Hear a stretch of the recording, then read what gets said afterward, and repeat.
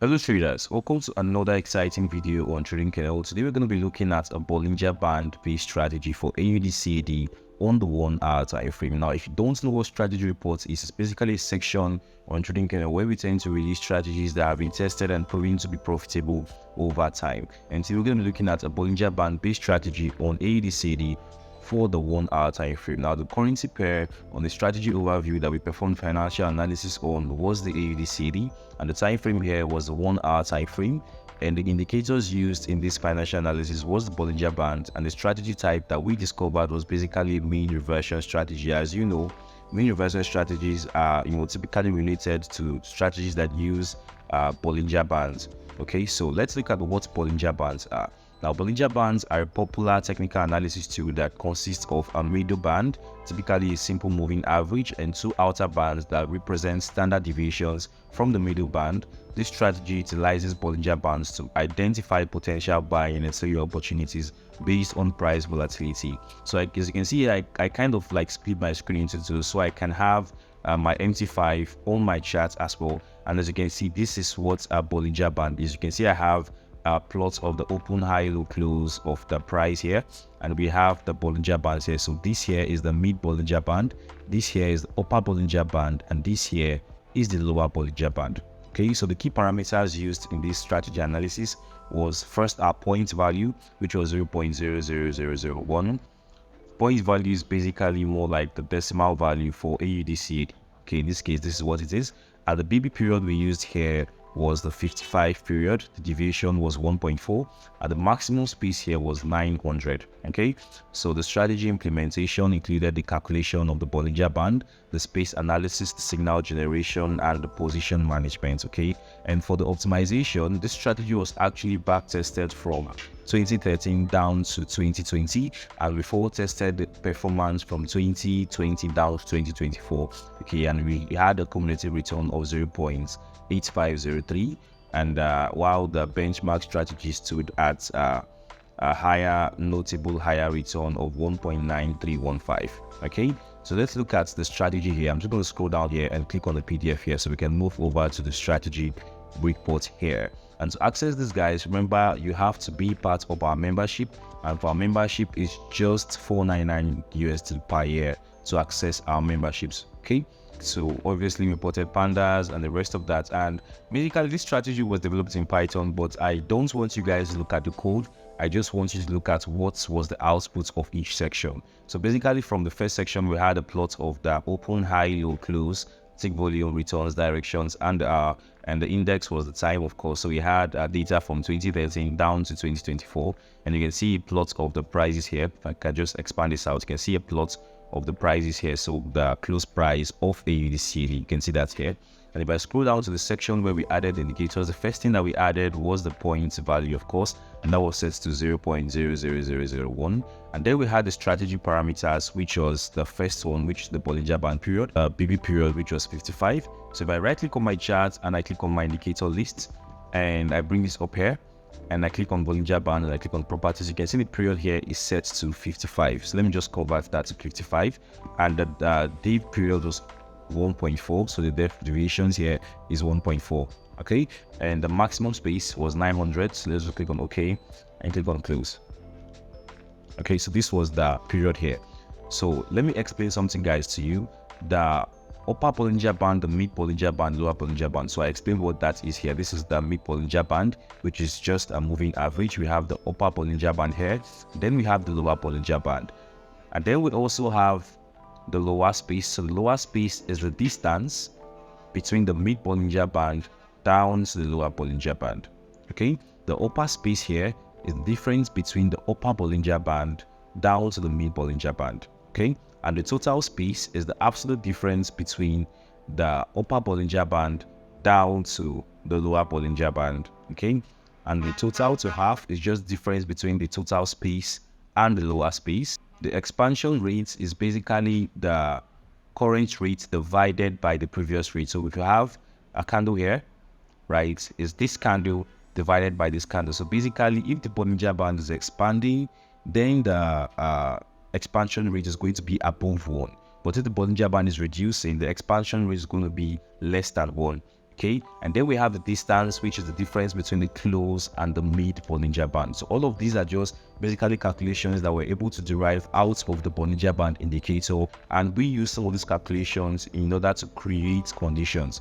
Now you can see a plot of the total space here, and like I said, the total space is the difference between the upper Bollinger Band and the lower Bollinger Band. Okay, so you can see this is actually in point. So you can see we have fluctuations here. We had the highest value of 0.035. Like I said earlier, this is between 2013 down to 2024. So we had a high of 0.035, and I think we have roughly an average of 0.010. So this is where the average lies in. Let's proceed further to look at the conditions here. So we have three conditions. We have the neutral condition, we have a sell condition, and we also have a buy condition. So we noted our neutral condition as C. And guys, I want you to know that we created lots and lots of conditions, and then we tried to filter which of the conditions will improve the trading performance, and we took out the conditions that didn't necessarily improve the performance. For example, we added a condition where if the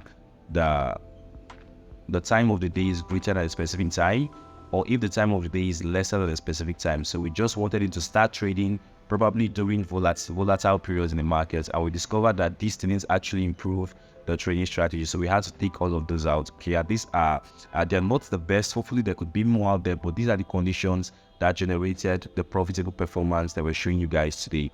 Okay, so we have the condition C, and condition C is not condition specific. So it's a neutral condition, and it's a condition that has to be entered whether for a sell condition or for a buy condition. Okay, so the condition C says where the total space is greater than max space multiplied by the point or the point value. So the total space, like I said guys, is the difference between the upper Bollinger Band and the lower Bollinger Band. So it's saying that this space has to exceed a particular value, which is 900 multiplied by the point, and the point in this case is 0.00001.